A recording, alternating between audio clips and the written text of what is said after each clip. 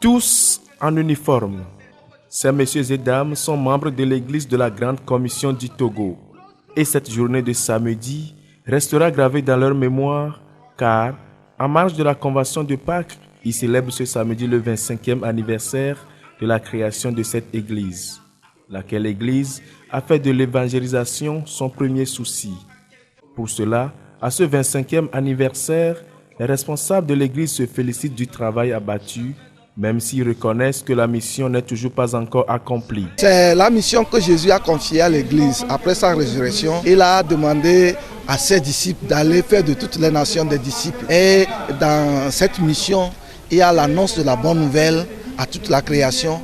Il y a les plantations des églises. Jésus demande à ceux qui croient de faire de toutes les ethnies des disciples, des gens qui doivent connaître Christ, des gens qui doivent avoir une relation personnelle avec Christ. C'est ça la grande commission. À cet anniversaire, nous appelons les fidèles à se lever et à se manifester. C'est ça le thème. En organisant ces 25 ans, nous avons dit que la perfection n'est pas de ce monde. Tout ce que nous avons fait, ça c'est l'œuvre humaine. Et l'œuvre humaine n'est pas parfaite. Donc quoi qu'il en soit, nous avons eu quand même, en nous appuyant sur nos dirigeants, en nous appuyant sur l'Éternel notre Dieu. Les fidèles ont également témoigné des grâces reçues dans leur vie, ainsi que dans la vie de cette église de la Grande Commission du Togo.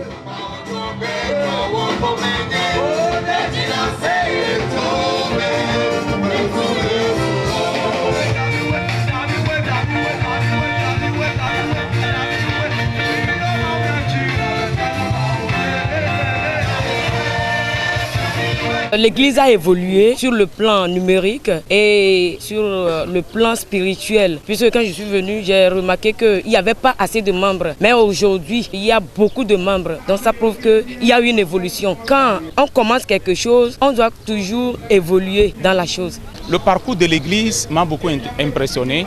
Nous avons commencé par 1.0 avec un rien du tout. Mais après 25 ans d'activité, le Seigneur a opéré des miracles. Il nous a bénis et je vous assure que nous avons beaucoup d'infrastructures et avec le niveau spirituel des membres que nous avons aujourd'hui, vraiment, ça nous fait du bien.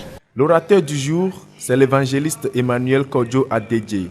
Dans son message, celui-ci a rappelé à l'assistance la nécessité d'obéir à l'appel de Dieu, appel selon lequel il est recommandé à tout chrétien de faire de toutes les nations des disciples. Je suis allé démontrer que les problèmes que nous vivons aujourd'hui, ceux qui étaient sous l'Ancien Testament l'ont vécu. Il y avait eu une solution à l'époque qui était une préfiguration de ce que Dieu se préparait à faire, c'est-à-dire Jésus-Christ. Aujourd'hui, nous avons Jésus-Christ qui est mort. La Bible dit qu'il est blessé pour nos péchés, brisé pour nos iniquités. Il faudrait que le peuple prenne sur lui, le peuple de Dieu prenne sur lui cette responsabilité de faire connaître la solution et faire en sorte que d'autres personnes aussi soient touchées par l'évangile. Après le message, les fidèles ont compris qu'au-delà de tout, cette grande mission d'évangélisation a besoin des moyens financiers. Alors, ils n'ont pas hésité à contribuer pour l'avancement de l'œuvre du Seigneur.